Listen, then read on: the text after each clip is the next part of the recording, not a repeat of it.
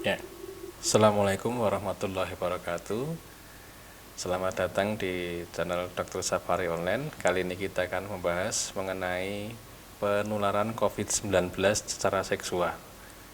Ya, jadi nanti isi pembahasan kita adalah makna penularan secara seksual. Ya, kemudian apa kepentingannya kita membahas permasalahan ini. Ya. Nah, kemudian apakah virus corona itu ditemukan di cairan vagina dan di semen atau di mani, ya. Semen itu maksudnya mani, ya. Kemudian adakah hasil penelitian yang mendukung penularan secara seksual? Kemudian kalau memang ada dugaan menular secara seksual, bagaimana pencegahannya, ya. Nah, itu nanti isi pembahasan kita. Kita mulai dengan makna penularan secara seksual.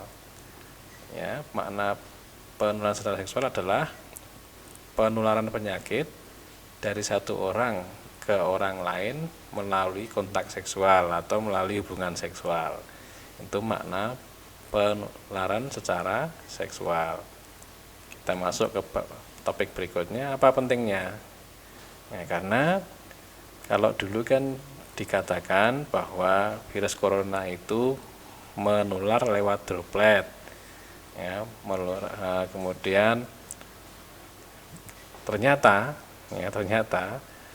kalau menular lewat droplet itu kan dia harus dibatukkan, ya, harus dibersinkan gitu, ya. Nah, ternyata ada laporan bahwa ada seorang laki-laki mendapatkan infeksi melalui penularan dari seseorang yang tidak menunjukkan gejala. Nah, kalau tidak ada gejala berarti kan nggak batuk, nggak bersin dan seterusnya, ya. Nah, ini menunjukkan bahwa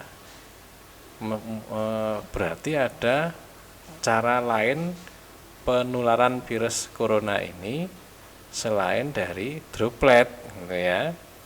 Nah, mengingat virus ini masih baru dan belum banyak yang dimengerti, maka menganggap permasalahan penularan secara seksual ini penting sampai terbukti sebaliknya. Nah, nanti kita bahas apa benar ada kemungkinan, ya, ada kemungkinan virus corona ini menular secara seksual. Nah, kita masuk, ya, apakah virus corona ditemukan di cairan vagina, ya. Kita mulai dulu dengan ACE2. Jadi ACE2 itu adalah pintu masuk virus corona kepada sel, ya. Jadi untuk menginfeksi sebuah sel itu virus corona membutuhkan pintu masuk. Pintu masuknya apa? Pintu masuknya adalah ACE2 ini, angiotensin converting enzyme 2, ya. Nah, ternyata ACE2 itu ditemukan di ovarium atau di indung telur, ditemukan di uterus atau di rahim, di vagina dan di plasenta, ya. Itu yang pertama. Yang kedua, nah, ternyata virus corona itu bisa ditemukan di cairan vagina, ya, bisa ditemukan di cairan vagina. Nah, sekarang kita masuk pembahasan berikutnya. Apakah virus corona itu ditemukan di semen atau cairan mani? Nah, ini ada dua pendapat memang, ya. Yang pertama yang mengatakan bahwa laporan penelitiannya itu mereka tidak menemukan virus corona di mani, ya. Ada lagi orang yang melaporkan penelitian bahwa COVID-19 yang ringan itu tidak mempengaruhi fungsi testis dan epididymis. Jadi tidak mempengaruhi fungsi dari produksi sperma, ya. Nah, ada lagi penelitian yang mengatakan bahwa pada COVID-19 yang moderat gejalanya, parameter semen itu, jadi parameter hasil pemeriksaan mani itu tidak terganggu, ya. Dan virus corona dilaporkan tidak ditemukan pada pasien COVID-19 maupun yang sudah sembuh, ya. Ini pendapat yang pertama. Nah, pendapat yang kedua melaporkan bahwa hasil penelitiannya itu menunjukkan bahwa mereka menemukan virus corona di testis dan semen, ya, di mani, ya, di jaringan testis dan di mani ditemukan virus corona, namun tidak ditemukan di cairan prostat gitu. Nah, yang laporan lain mengatakan bahwa virus corona 2 bisa menginfeksi testis, namun jumlah virus yang keluar dari testis ke semen atau ke mani itu sangat sedikit karena adanya halangan blood barrier, ya, ada halangan masuknya virus dari darah ke jaringan atau sebaliknya, gitu ya. Nah, itu kontroversinya. Nah, sekarang kita masuk ke pembahasan apakah ada dugaan ataukah ada dukungan yang mendukung adanya penularan secara seksual ini. Yang pertama adalah karena virus corona itu ditemukan di cairan vagina dan ditemukan di mani, sedangkan di organ-organ kelamin laki-laki dan perempuan itu ditemukan pintu masuk untuk masuknya virus corona tadi ACE2.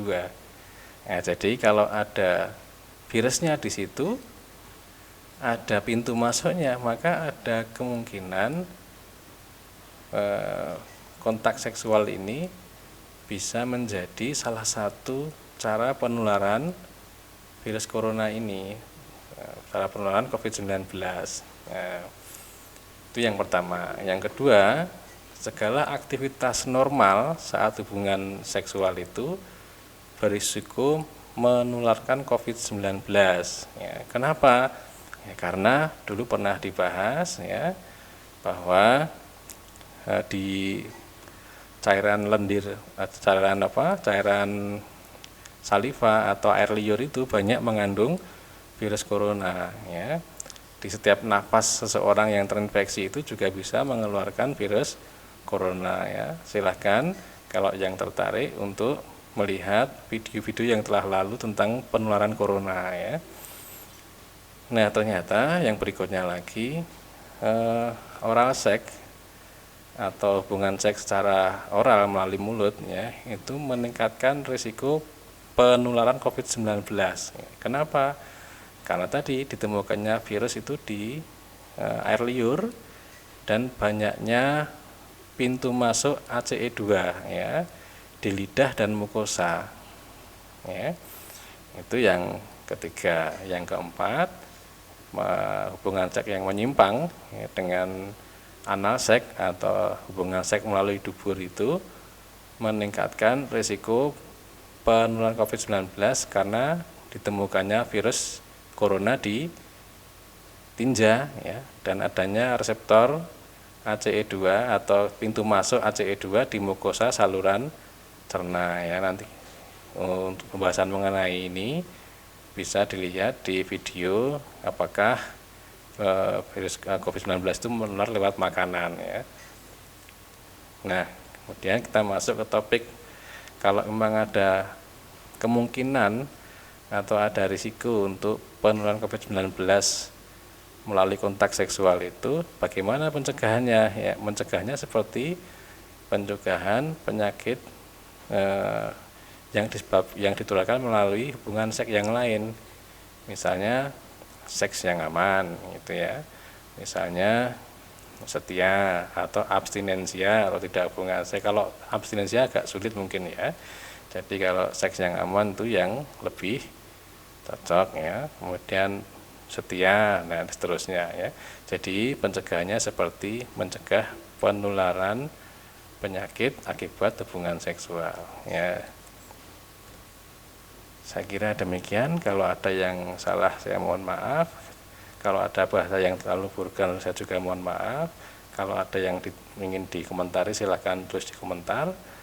Ya, jangan lupa klik like, subscribe, dan bagikan kepada yang lain. Demikian, Assalamualaikum warahmatullahi wabarakatuh.